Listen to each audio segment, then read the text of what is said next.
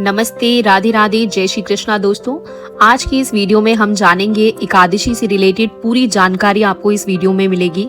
एकादशी के व्रत हम कब से शुरू कर सकते हैं, एकादशी के व्रत कौन कौन कर सकता है, अगर शादीशुदा महिलाएं हैं अगर एकादशी का व्रत शुरू करना चाहते हैं तो क्या नियम होंगे उसके, कैसे शुरू करें, और इस एकादशी का या दशमी एकादशी का क्या नियम होंगे, पारण कब और कैसे करना चाहिए। अगर इस बीच में हमें कभी बाहर जाना पड़े तो बाहर जाकर भी हम एकादशी के व्रत कर सकते हैं या नहीं कर सकते। सूतक और पतक के द्वारा जो समय रहता है, स्वत और पातक के जो समय होता है उस समय एकादशी के व्रत रखें या छोड़ दें। तो ये सारे प्रश्नों के उत्तर आज हम इस वीडियो में आपको मिलेंगे, पूरी संपूर्ण जानकारी आपको मिलेगी। तो चलिए शुरू करते हैं आज की वीडियो। राधे राधे, जय श्री कृष्णा। स्वागत है आप सबका आपके यूट्यूब चैनल श्री राधा कृष्णा कृपा पर। दोस्तों आज की ये वीडियो बहुत ही हेल्पफुल होने वाली है आपके लिए, तो इस वीडियो को पूरा सुनिएगा, आपसे रिक्वेस्ट है मेरी। तो सबसे पहले एकादशी का व्रत कब से शुरू करना चाहिए। दोस्तों एकादशी का व्रत आप कोई भी एकादशी के व्रत से शुरू कर सकते हैं। ध्यान रखिएगा चतुर्मास का जो समय होता है जिसमें श्री विष्णु नारायण योग निद्रा में रहते हैं उस समय नहीं शुरू किया जाता है, और अधिक मास के समय, मल मास के समय नहीं शुरू किया जाता है। इसको छोड़ के आप कर सकते हैं कभी भी। और सबसे सर्वोत्तम जो समय रहता है एकादशी व्रत शुरू करने का वो समय होता है सबसे अच्छा उत्तम उत्पन्ना एकादशी के दिन, या फिर निर्जला एकादशी के दिन, या देवउठनी एकादशी के दिन। ये सारे बहुत ही बड़ी एकादशी होती है, इस दिन माना जाता है आप करते हैं तो बहुत अच्छा होता है। और दोस्तों अगर आप जो भी ये वीडियो देख रहे हैं आपके आसपास इन 3 एकादशी में से कोई भी एकादशी आ रही है तो आप उसमें शुरू कर सकते हैं, बहुत अच्छा होगा आपके लिए। इस बीच अगर आपका चतुर्मास चल रहा है तो आप इस टाइम शुरू ना करें, इसके बाद आप शुरू कर सकते हैं। तो दोस्तों एकादशी का व्रत कोई भी रख सकता है। जो एज होती है वो होती है 12 साल से ज्यादा उम्र के बच्चे, और 80 साल से कम के जो जेंट्स या लेडीज होते हैं वो सब रख सकते हैं। ये व्रत जो एज है 12 साल से बड़े या 80 साल से छोटे, तो वो ये इसलिए दिया होता है कि आप जब तक संभाल सकते हैं अपने आप को, जब तक होश है हमें, तब तक आप ये व्रत कर सकते हैं। कोई भी कर सकता है, चाहे वो जेंट्स हो चाहे वो लेडीज हो। अब हम बात करते हैं शादीशुदा लेडीज कैसे इस व्रत को कर सकती हैं। तो दोस्तों अगर शादीशुदा लेडीज जो भी हैं वो ये व्रत अपने हस्बैंड की परमिशन से रखें तो वो ज्यादा अच्छा रहता है। अगर आप उनकी परमिशन के बिना रखेंगे तो आप अच्छे से ये व्रत नहीं कर पाएंगे, सुख शांति उतनी अच्छे से नहीं हो पाएगी। तो अगर आप अपने हस्बैंड की परमिशन से करते हैं तो घर में सुख शांति बनी रहती है, हर चीज बहुत अच्छी से होती है। तो आपको ये परमिशन के साथ ही करना चाहिए। और सबसे अच्छा ये होता है कि हस्बैंड वाइफ दोनों इस व्रत को रखे, दोनों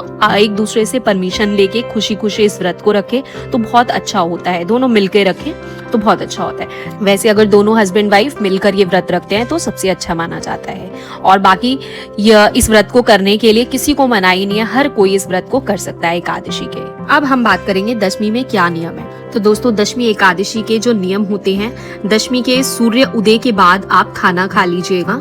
सूर्य अस्त से पहले आपको जो भी अन्न ग्रहण करना है, सूर्य अस्त के बाद आप अन्न ग्रहण नहीं कर सकते। तो सूर्य अस्त से पहले आपको जो भी अन्न खाना है आप खा लीजिएगा, उसके बाद नहीं खाना है।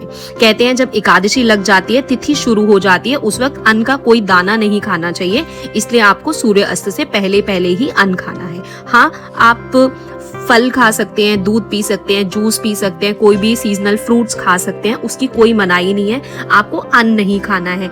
आप आलू खा सकते हैं, मूंगफली खा सकते हैं, तो इन चीजों का आप ध्यान रखिएगा। और हाँ, सबसे इम्पोर्टेंट ब्रह्मचर्य का पालन करना बहुत ही जरूरी होता है एकादशी में, तो इस चीज का खास ध्यान रखिएगा। और दोस्तों माना जाता है कि भूमि सहन करना चाहिए इसमें, कि जैसे बेड वगैरह पे नहीं सोना चाहिए, आप भूमि पे बिस्तर लगा के अगर कर सकते हैं तो भूमि सहन जरूर करिएगा। और जैसे घर में अगर आपके तामसिक आहार बनता है, लहसुन प्याज का बनता है, तो वो भी उसकी भी मनाही होती है, इसमें नहीं खाना चाहिए, बिल्कुल भी नहीं। अगर आप लोग खाते हो तो 3 दिन आपको जरूर परहेज करना है, दशमी वाले दिन, एकादशी वाले दिन और द्वादशी वाले दिन। ये तीनों दिन आपको घर पर नहीं बनाना है तामसिक आहार या लहसुन प्याज का, ना घर पे बनाए ना बाहर से खाएं। आपको ये तीनों दिन परहेज करना जरूरी है। और एकादशी के दिन घर पर झाड़ू नहीं लगाना चाहिए, क्योंकि इसको जब हम झाड़ू लगाते हैं तो जो कीड़े मकोड़े मर जाते हैं, जिनकी मृत्यु हो जाती है, उसका दोष हमें लगता है। तो कृपया करके एकादशी वाले दिन झाड़ू बिल्कुल ना लगाएं।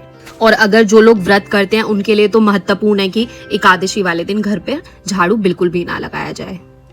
और बाल काटना एकादशी के दिन मना होता है, बाल नहीं काटने चाहिए, नाखून नहीं काटने चाहिए, झगड़ा नहीं होना चाहिए, कलह कलेश घर में नहीं होना चाहिए। तो इन सब से आप बचिएगा एकादशी वाले दिन। आपको अपने मन को शांत रखना है, भगवान का नाम जप करना है। भगवान का नाम जप करते करते शांत रहिए पूरा दिन। इस तरीके से आपको अपना भगवान के प्रति मन लगाना है एकादशी के दिन। गलत लोगों से आपको दूर रहना है। अगर आपको लगता है आपके आसपास कोई गलत लोग हैं तो उस दिन आपको ऐसा रहना है कि आप उनसे मुलाकात ही ना करें और बस भगवान के चिंतन में रहे, भगवान का सिमरन करें, गलत लोगों से दूर रहे, उनके पास बिल्कुल भी ना जाए। और अगर आपको पाठ आता है तो मन ही मन में पूरे दिन कर सकते हैं। अगर नहीं आता है तो आप हरे कृष्णा हरे रामा का महामंत्र का जाप कर सकते हैं, या फिर जैसे ओम नमो भगवते वासुदेवाय नमो मंत्र का जाप कर सकते हैं, या फिर ओम श्री विष्णु नारायण नमो नमः मंत्र का जाप कर सकते हैं। जो भी मंत्र आपको आते हैं आप उसका जाप कर सकते हैं, आपको पूरा फल मिलेगा ऐसा करने पर भी।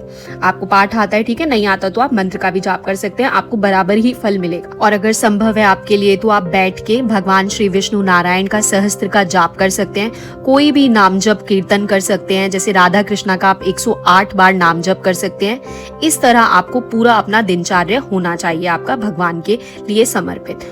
अब हम बात करेंगे दीपदान और पूजा के बारे में। तो दोस्तों, एकादशी के दिन सुबह और शाम आपको तुलसी जी की पूजा करनी है, जो बहुत ही जरूरी है। तुलसी जी की पूजा करनी है सुबह शाम, और आपको दिया जलाना है, घी का एक दिया जरूर जलाना है सुबह और शाम।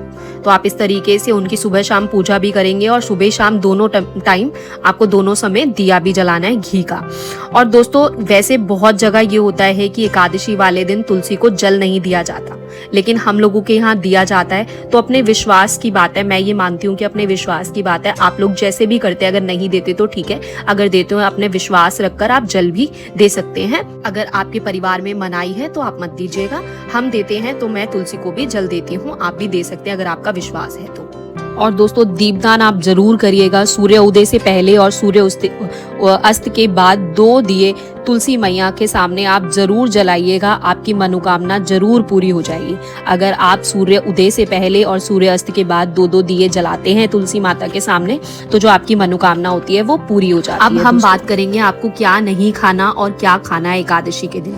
तो दोस्तों, आपको अन्न ग्रहण बिल्कुल भी नहीं करना। जैसे कि अन्न ग्रहण करना के लिए मना होता है, जैसे आप आटा, दाल, चावल, ये सब अन्न में आता है, तो कोई भी अन्न हो आपको नहीं खाना है। आप फ्रूट्स खा सकते हो, कई जगह साबूदाना मना होता है, वैसे साबूदाना खा लेते हैं। तो आप देख लीजिएगा आपके परिवार में जैसे परंपरा हो उस तरीके से आप फ्रूट्स खा सकते हैं, दूध पी सकते हैं, लेकिन आप अन्न नहीं खाएंगे। और चावल तो बिल्कुल भी मना होता है कि चावल एकादशी वाले दिन नहीं खाए जाते हैं। लेकिन कभी आपको लगता है कि आपको भगवान को भोग लगाना है चावल की खीर का, तो आप चावल की जगह साबूदाने की खीर बना के भगवान को भोग लगा सकते हैं।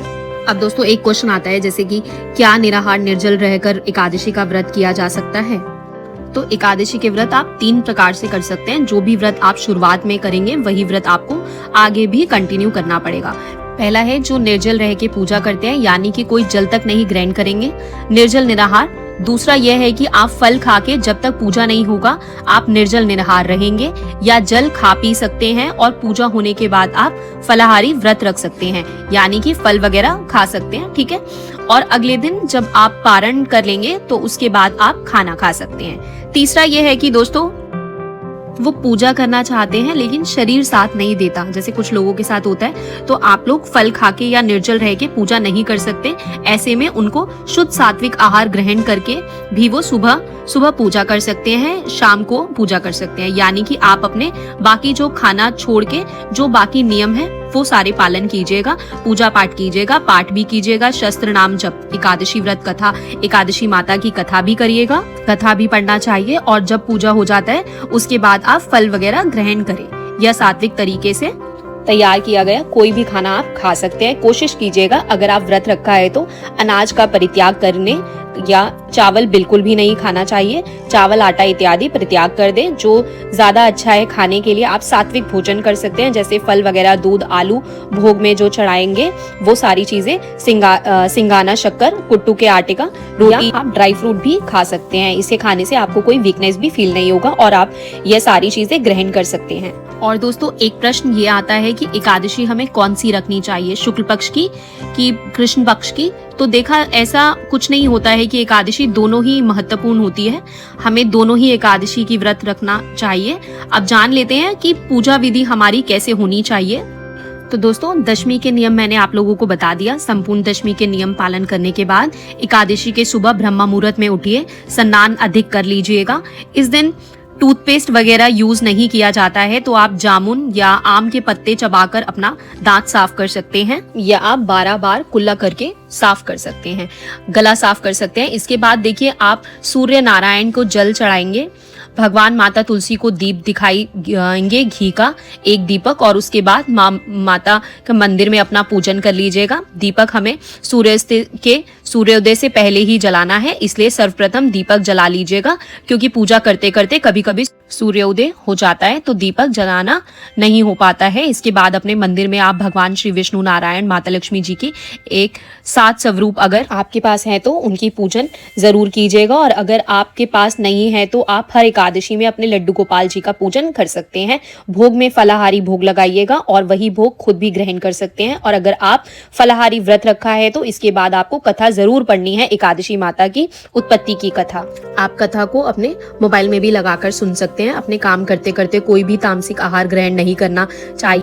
साथ में ही जो चुगली, निंदा, कलह कलेश से दूर रहना चाहिए। मन को शांत रखिए और इस दिन बाल मत धोइएगा, नाखून नहीं काटिएगा। साथ में इस दिन अगर आपके घर में कोई भी आते हैं, कोई भी कुछ चीजें मांगने के लिए आते हैं, कोई किसी की मतलब कुछ भी मांगने आते हैं, यहाँ तक कि कोई कोरियर वाला भी आता है। फिर एकादशी के दिन संपूर्ण होने के बाद द्वादशी के दिन सुबह आपको एक ही तरह से पूजा करनी है, भगवान श्री विष्णु नारायण जी की आरती करनी है। इस दिन आप चावल से बना हुआ खीर या खिचड़ी भगवान को भोग में लगा सकते हैं, और पूजा होने के बाद पारण के निर्दिष्ट समय में ही हमें पारण करनी चाहिए। हरिवासर में कभी भी पारण नहीं होता है, तो आप उस चीज का ध्यान रखिएगा। पारण के हर एकादशी का एक निर्दिष्ट समय होता है, तभी करना चाहिए, क्योंकि उसी समय पारण करने से ही एकादशी की व्रत संपूर्ण होता है, तो आपको उसी समय पारण करना चाहिए। इसके बाद आपको पारण करना चाहिए, और जो दान दक्षिणा ब्राह्मणों के लिए थोड़ा बहुत अपनी सुविधा के लिए आपकी जो भी सामर्थ्य है उसके हिसाब से आपको निकालना चाहिए। और अगर आप ब्राह्मण को भोजन करवा सकते हैं तो बहुत अच्छा है, नहीं तो कम से कम दान करना चाहिए। दान में भी अन्न दान करना सर्वश्रेष्ठ माना जाता है। द्वादशी के दिन चावल का दान करना, सेवन करना बहुत अच्छा माना जाता है। अन्न दान कर सकते हैं, दक्षिणा दे सकते हैं। साथ ही में समय के अनुसार सीजनल दान भी बहुत बड़ा माना जाता है। ठंडी के समय जैसे कंबल इत्यादि दान, गर्म के टाइम पे सूती वस्त्र दान कर सकते हैं। पंखे का दान कर सकते हैं, बहुत बड़ा माना जाता है पंखे का दान। इसी तरह से आप अपने हिसाब से एकादशी के व्रत शुरू कर सकते हैं।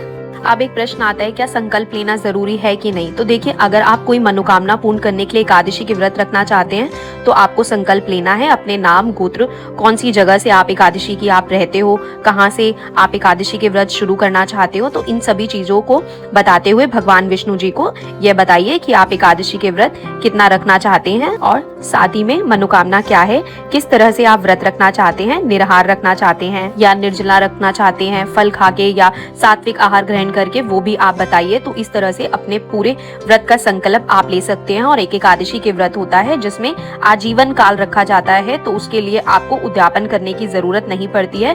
तो संकल्प तो आपको दोनों व्रत में ही रखना है। एक में आप अपने मनोकामना बताएंगे, दूसरे में आप यही कहेंगे कि मैं इस व्रत को धारण करती हूँ अपना और अपनों का सर्वत्र सुख प्राप्ति, शांति, समृद्धि के लिए, साथ ही में आपके आशीर्वाद की प्राप्ति के लिए इस एकादशी के व्रत को रखती हूँ। और दोस्तों ये हमेशा याद रखना है कि एकादशी के व्रत में ऐसा कभी भी नहीं होता कि आपसे नहीं हो पा रहा है तो आप छोड़ दोगे। आपको तब भी जबरदस्ती व्रत करना है। इसमें मन की शुद्धिकरण की ज्यादा आवश्यकता है। और अगर आप खाना खाते हैं तो कोशिश क्या कीजिएगा, जरूरी है कि तामसिक आहार या किसी भी प्रकार के मांस, मदिरा, लहसुन, प्याज का सेवन ना करें। आई होप दोस्तों आज का वीडियो आप लोगों के लिए बहुत ही हेल्पफुल हुआ होगा। कुछ भी आपको अच्छा लगा हो तो कमेंट में जरूर बताइएगा। राधे राधे, जय श्री कृष्णा। मिलते हैं अगली वीडियो में।